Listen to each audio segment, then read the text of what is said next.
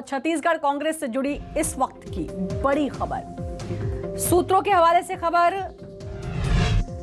कार्यकारिणी की बैठक में सीएम बघेल नाराज हुए हैं। ये सूत्रों के हवाले से खबर है और सीएम बघेल के बिना बैठक बुलाए जाने पर नाराज हुए हैं। बैठक में नहीं बुलाया जाएगा तो फीडबैक कैसे मिलेगा? प्रदेश अध्यक्ष मोहन मरकाम ने सीएम से माफी भी मांगी है। तो बड़ी खबर, सीएम बघेल के बिना बैठक में बुलाए जाने पर नाराज हुए। बैठक में नहीं बुलाया जाएगा तो फीडबैक कैसे मिलेगा? और इसी के चलते मुख्यमंत्री भूपेश बघेल की नाराजगी सामने आई है। प्रदेश अध्यक्ष मोहन मरकाम ने हालांकि मुख्यमंत्री से माफी भी मांगी है।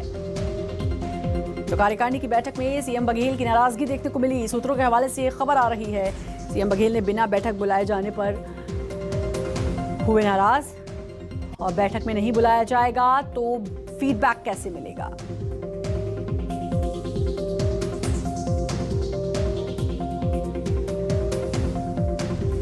तो सूत्रों के हवाले से खबर है, मुख्यमंत्री भूपेश बघेल नाराज हुए हैं। कांग्रेस कार्यकारिणी की बैठक जिसमें मुख्यमंत्री नाराज हुए और ये बताया जा रहा है कि बिना बैठक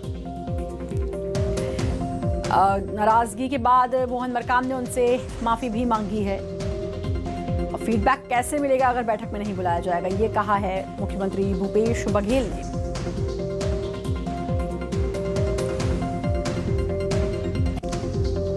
सीएम बघेल के बिना बैठक बुलाए जाने पर बैठक में नहीं बुलाया जाएगा तो फीडबैक कैसे मिलेगा? नाराजगी देखने को मिली है मुख्यमंत्री भूपेश बघेल की कांग्रेस कार्यकारिणी की बैठक जिसमें नाराजगी देखने को मिली। रुपेश गुप्ता पॉलिटिकल एडिटर हमारे साथ जुड़ चुके हैं।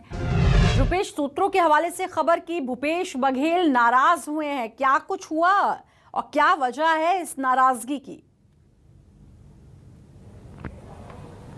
देखिए, जो सूत्र बता रहे हैं उनके मुताबिक भूपेश बघेल इस बात को लेकर के नाराज थे कि जो बैठक होती है उस बैठक में औपचारिक रूप से उनको निमंत्रित नहीं किया गया है। उनका यह कहना है कि वो प्रदेश अध्यक्ष के रूप में 5 साल रहे, लेकिन 5 साल उन्होंने विधायक दल के नेता को बुलाया और चूंकि इस वक्त विधायक दल के नेता वो हैं तो उनको बुलाया जाना चाहिए। उन्होंने सवाल उठाया कि कुछ लोगों ने सवाल उठाया कि राशन कार्ड और जो रेडी टू ईट मसले हैं उनमें काफी गड़बड़ियां हैं। उन्होंने कहा कि अगर मुझे इस तरह की बैठक में बुलाया जाएगा तो मुझे फीडबैक मिलेगा और मुझे ये पता चल सकेगा कि क्या हो रहा है, क्या समस्याएं आ रही हैं।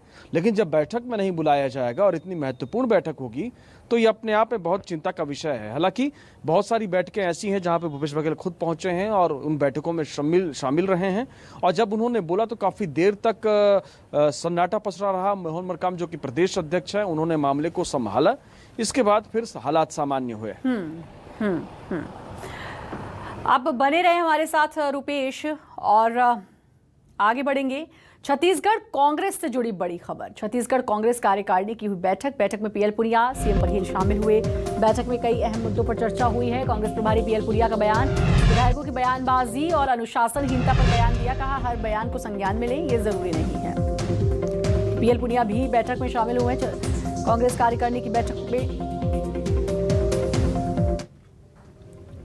जो अनुशासनहीनता के दायरे में होगा उसके खिलाफ कार्रवाई होगी और बाकी तो आपस में चर्चा होती रहती है, एक आध बयान होते रहते हैं, लेकिन हर बयान के ऊपर कोई नोटिस लिया जाएगा, संज्ञान लिया जाएगा, वो ऐसा नहीं है।